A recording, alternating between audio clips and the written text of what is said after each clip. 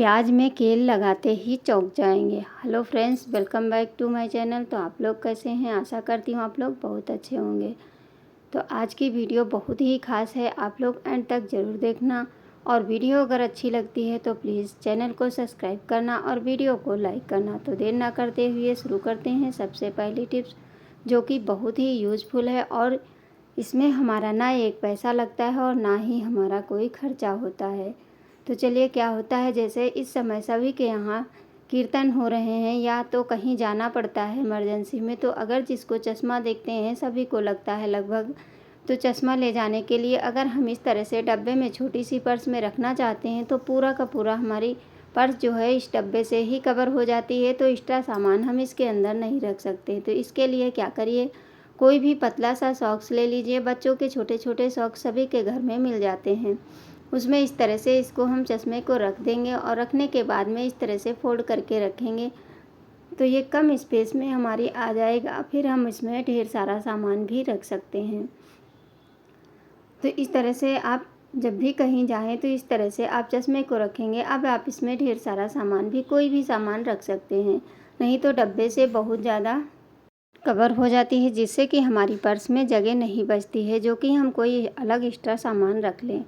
तो बढ़ते हैं अपनी नेक्स्ट टिप्स के साथ में। जैसे कि जब कभी भी हम चावल बनाते हैं तो गलती से अगर कहीं नीचे का चावल जल जाता है तो यही होता है कि सारे चावल में स्मेल आ जाती है, जिससे कि चावल हमारा खाने लायक नहीं बचता है। तो उस स्थिति में आप लोग क्या करिए, इस तरह से प्याज के टुकड़े काट लीजिए और छोटे छोटे नहीं काटने, बड़े बड़े टुकड़े, ताकि प्याज आप निकाल सकें बाद में। तो जब चावल गर्म हो उसी के अंदर इस तरह से इन टुकड़ों को डाल दीजिए और डालने के बाद में 5 मिनट के लिए ढक्कन लगा दीजिए और फिर जितनी भी चावल में जले की स्मेल होगी वो ख़त्म हो जाएगी। और उसके बाद आप इसको 5 मिनट बाद निकाल करके रख दीजिए और जो नीचे लगा होगा उसको हटा दीजिए और ऊपर का चावल आपका एकदम फ्रेश मिलेगा, जिसमें कोई भी स्मेल नहीं दिखेगी। और प्याज को आप फिर से सब्जी में यूज कर सकते हैं। ये एक बहुत ही कमाल की टिप्स है। उम्मीद करती हूँ आप लोगों को ज़रूर पसंद आएगी। बढ़ते हैं अपने नेक्स्ट टिप्स के साथ में। जैसे कि इस तरह के हमारे जो केचप होता है, जब इसमें थोड़ा सा बचता है तो इसमें से निकलता नहीं, तो बच्चे बहुत परेशान होने लगते हैं। तो इस तरह से बेलन की सहायता से पहले तो इसे हमें अच्छे से धीरे धीरे करके इसको सारा ऊपर जितना भी है केचप उसको ऊपर कर लीजिए। उसके बाद में आप इसको फोल्ड कर लीजिए। अब आप सोच रहे होंगे कि इससे होगा क्या?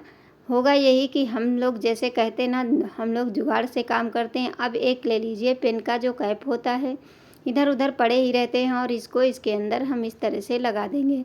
इससे जब भी आप केचप निकालेंगे, बच्चे हों या बड़े हों, कोई भी निकालता है तो तुरंत के तुरंत ये निकल आएगा। नहीं तो बार बार दबाना पड़ता है, तब भी ये केचप हमारा निकलने में दिक्कत होती है। टिप्स छोटी सी है लेकिन ये बहुत ही काम की है। इसमें हमारा कोई पैसा नहीं लगता है और ढेरों पैसे भी बचते हैं। बढ़ते हैं अगली टिप्स के साथ में। जैसे कि जब कभी भी हम दाल रखते हैं और गलती से इस तरह से इसके अंदर चींटियाँ चली जाती हैं तो फिर दाल से चींटियाँ निकालना मुझे तो बहुत ही दिक्कत होती है। तो इसके लिए आप क्या करिए, इसमें आधा चम्मच हल्दी ले लीजिए और पहले तो साइड साइड में इस तरह से डाल दीजिए, किसी बर्तन में परात में गिरा लीजिए और उसके बाद में इसके ऊपर हल्दी इस तरह से डाल करके सिर्फ 5 मिनट के लिए आप छोड़ देंगे और फिर चम्मच से चाहें तो पूरे में मिक्स कर दीजिए। अब इस तरह से करेंगे तो आपकी जितनी भी चींटियाँ होंगी सारी की सारी बाहर तुरंत निकल जाएंगी। देखिए कितनी तेज़ी से हल्दी डालते ही ये बहुत तेज़ी से निकलने लगी हैं और आपकी दाल एकदम साफ़ हो जाएगी, क्योंकि बीनना तो बहुत टाइम लग जाएगा। इस तरह से आप छोटी सी टिप्स अपना करके चींटियों को दाल से बाहर निकाल सकते हैं। इस तरह से मिक्स कर देंगे, जो बची होंगी वो भी निकल जाएंगी। और फिर भी लगे कि इसमें थोड़ी बहुत रह गई हैं तो उसके लिए आप क्या करिए, वैसे तो लगभग निकल जाती हैं, एक दो भले रह जाएं, लेकिन वैसे सारी जितनी होती हैं सारी की सारी निकल जाती है, आपकी दाल एकदम साफ़ हो जाएगी। फिर भी अगर आपको लगता है कि इसमें है तो उसके लिए आप और एक छोटा सा काम करिए, जो हमारी ये जाली होती है, छन्नी, जाली वाली छन्नी होती है, आप इसमें डाल दीजिए। अब इससे क्या होगा, आपकी हल्दी भी निकल जाएगी और जो एक दो बची होंगी वो भी इसके साथ में, हल्दी के साथ में निकल जाएंगी। नहीं तो अगर हम बीनने बैठे तो बहुत समय लग जाता है, जिससे कि आजकल किसी के पास में भी इतना समय नहीं है कि बैठ करके कोई काम करे। तो इस तरह से हम लोग झटपट से काम करते हैं, जिससे कि हमारा काम बहुत ही आसान हो जाता है और हमारे समय और पैसे दोनों की बचत हो जाती है। बढ़ते हैं अगली टिप्स, जैसे कि प्याज में कील लगाना क्यों आवश्यक है। देखिए इस तरह से छोटा सा प्याज ले लीजिए, चाहे बड़ा ले लीजिए, जो आपकी समझ में आए आप उस हिसाब से ले लीजिए।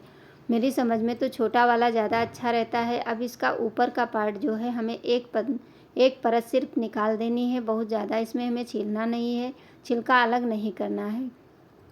तो इसका जो ऊपर का छिलका है काफ़ी टाइट रहता है, इसलिए थोड़ा आराम से निकाल दीजिए। एक परत निकालने के बाद में आप देखेंगे आपका प्याज जो है, एक बार कील लगा करके देखिए, फिर आप खुद ही सोचेंगे कि काश पहले ये टिप पता होती, जिससे कि हमारे बहुत सारे काम हो जाते।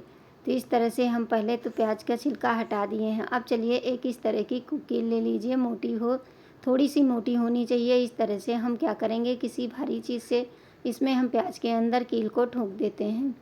और इसको ठोकने के बाद में इसका पूरा हमें एक छेद, पूरा दोनों साइड से एक छेद बना लेना है, बिल्कुल इस तरह से। देखिए ये छेद हमारा बन गया। अब कोई पतली चीज़ ले करके इस तरह से इसको हम पूरा का पूरा इस तरह पूरा इधर उधर कर देंगे। अब इससे होगा क्या, ये भी आप लोगों के दिमाग में आ रहा होगा कि इससे क्या होगा। इससे ये होगा कि जैसे देखते हैं, अब एक सबसे पहले तो ले लीजिए एक धागा, इस तरह से कोई मजबूत धागा ले लीजिए और इस छोटा सा धागा लीजिए, बहुत बड़ा नहीं आवश्यकता है, छोटा सा धागा। तो देखिए इतना बड़ा हमने धागा ले लिया। अब ये जो कील है इसी की सहायता से हम इस धागे को इसके अंदर हम डाल देंगे।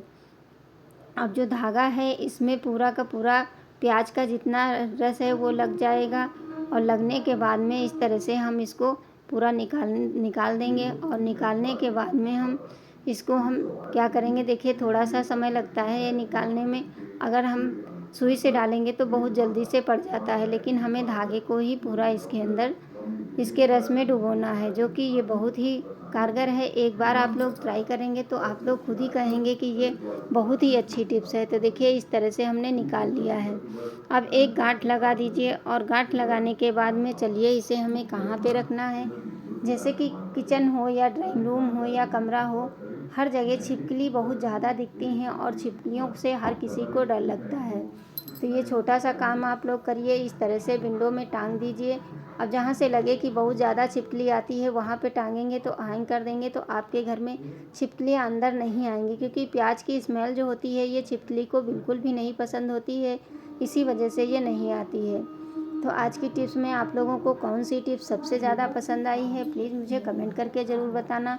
और अगर चैनल पे पहली बार आते हैं तो प्लीज़ चैनल को सब्सक्राइब ज़रूर कर लिया करें और ज़्यादा से ज़्यादा शेयर किया करें। मैं इसी तरह की टिप्स लेकर के आती रहती हूँ, जो कि आपके लिए यूज़फुल ज़रूर हों और आप लोगों के काम भी आसान हो जाएं। तो देखिए माता रानी के ये चौथे दिन का हमारा ज्वारे कितने अच्छे जमे हैं, आप लोगों के साथ में शेयर कर रहे हैं। Thanks for watching. जय माता।